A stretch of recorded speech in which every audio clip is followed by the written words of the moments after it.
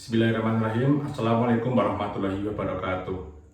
Perkenalkan, saya Fani Arisandi, NIM 2017-03-10168 dari kelompok D. Di sini saya akan menyampaikan beberapa hal mengenai monitoring hemodinamika. Jadi apa sih yang dimaksud dengan monitoring hemodinamika itu? Monitoring hemodinamika adalah suatu pengukuran sistem kardiovaskular yang dapat dilakukan dengan cara invasif maupun non-invasif. Yang dimaksud dengan pengukuran invasif adalah suatu prosedur intervensi alat monitoring yang memiliki akses langsung ke dalam organ secara intraorgan. Sedangkan prosedur non-invasif adalah suatu prosedur yang dilakukan tanpa adanya akses intraorgan. Kemudian ada beberapa faktor yang mempengaruhi dari hemodinamika itu sendiri. Yang pertama adalah cardiac output yang dihasilkan dari stroke volume dan juga heart rate atau denyut jantung. Lalu ada oxygen delivery, kemudian yang ketiga adalah oxygen uptake. Nah, dalam proses pemantauan hemodinamika ini harus dilakukan secara cepat dan tepat untuk mengetahui kondisi pasien secara real time terhadap setiap perubahan-perubahan fisiologis yang terjadi. Maka dari itu, diperlukan berbagai alat yang digunakan untuk memonitor fungsi organ secara langsung, seperti paru-paru, kemudian saturasi oksigen, lalu ada tekanan darah, kemudian ada karboksi hemoglobin, serta tekanan atau denyut jantung dari pasien itu sendiri. Kemudian berikutnya, ada berbagai alat yang bisa kita gunakan dalam monitoring hemodinamika yang kita gunakan saat di IGD maupun di UGD. Nah, alat-alat tersebut antara lain sebagai berikut. Yang pertama adalah bed rest monitor. Nah, alat ini digunakan untuk memonitor tanda-tanda vital dari pasien, meliputi denyut jantung, kemudian respirasi atau pernafasan, lalu ada temperatur atau suhu tubuh, kemudian ada tekanan darah, serta pulsasi jantung secara terus-menerus. Lalu yang kedua adalah syringe pump. Nah, alat ini biasa digunakan untuk mengatur proses penyuntikan obat ke dalam tubuh pasien dengan kuantitas dan waktu tertentu. Biasanya alat ini digunakan bersamaan dengan squid. Selanjutnya adalah infus pump. Infus pump ini digunakan untuk membantu proses pemasukan cairan infus ke dalam tubuh pasien dengan pengaturan waktu dan jumlah dosis tertentu yang bisa kita atur. Lalu selanjutnya adalah ventilator.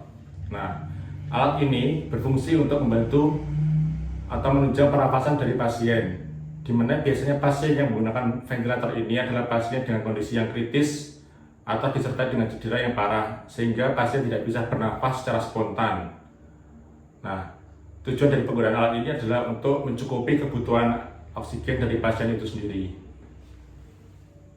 Selanjutnya adalah non-invasive blood pressure monitoring atau NIBP monitoring.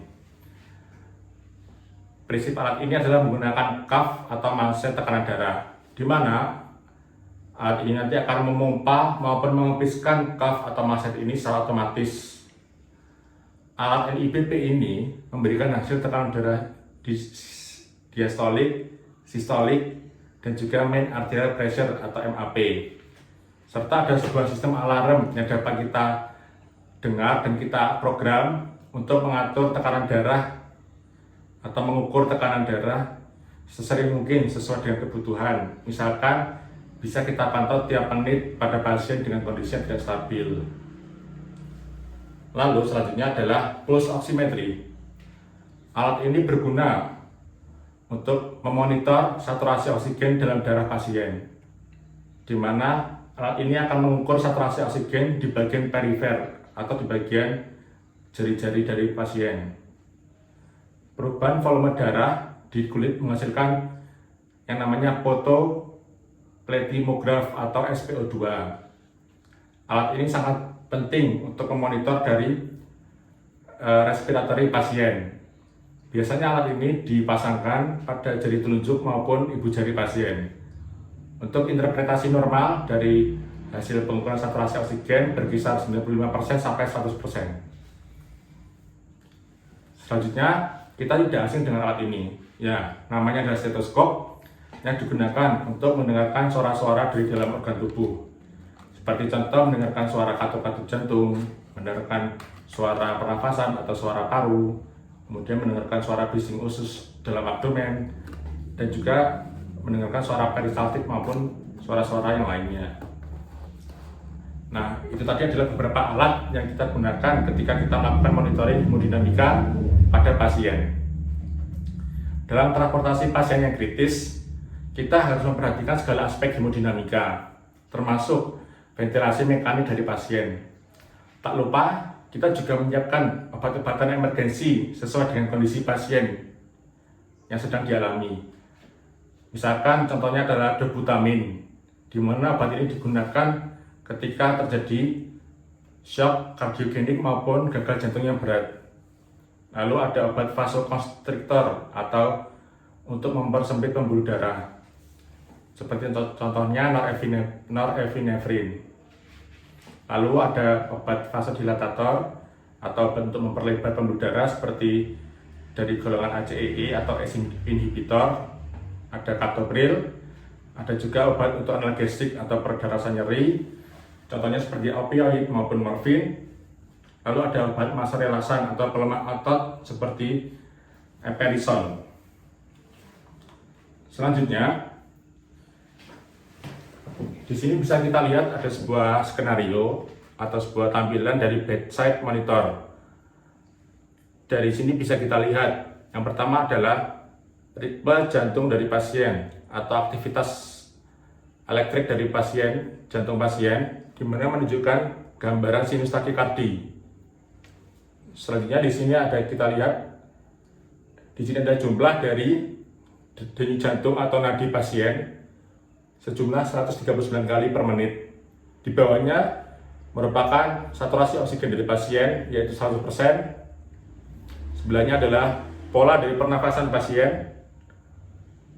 Kemudian angka 71 di sini adalah tekanan sistolik dari pasien.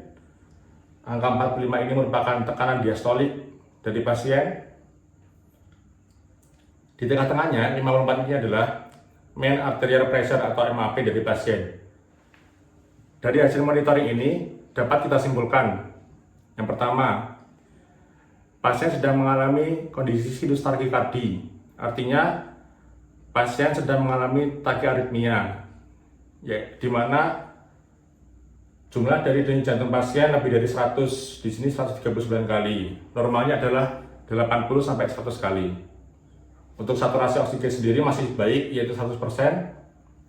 Lalu keadaan dari tekanan darah di sini adalah 71/45, menunjukkan pasien sedang mengalami hipotensi yang normalnya adalah 120/80.